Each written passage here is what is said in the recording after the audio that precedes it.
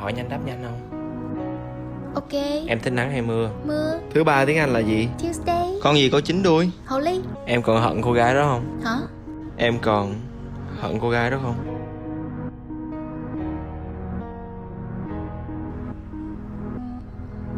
Em sẽ hận nó cả cuộc đời này.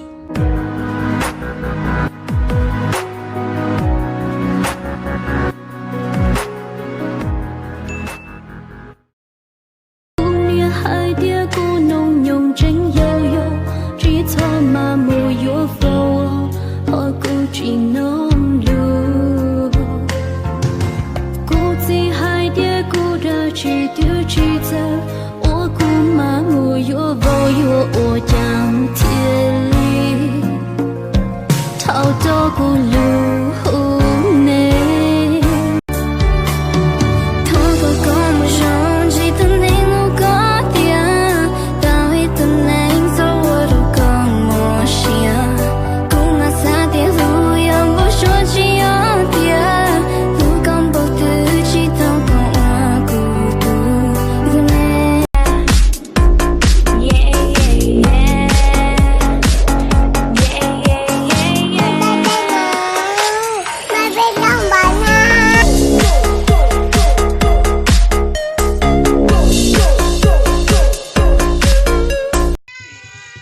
nhiều gì à, nó cho có em, nhiều nó có sáng trọng những là có một có, chỉ tôi sáng cho có, này tôi là ba ta, tôi chỉ trong phí có em, ha, chỉ tôi sáng cho có thằng mà, tôi chỉ trong phí có này, thì nó có chắc các mình chạy tôi trong phí có, chỉ phí có, ha, cho các ba, thì nó có mình chán chơi, có chỉ lấy từ trong các lợn ha, ít từ bữa nào bữa gì mua nha trong lốp ấy chứ không mình cái gì lấy từ trong này hỏi tại chị hạ cho các bác chứ con trả chỉ lấy từ trong này của tôi sát cho có hình như gì tao mà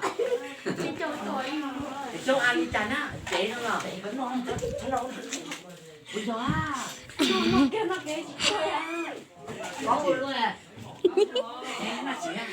thôi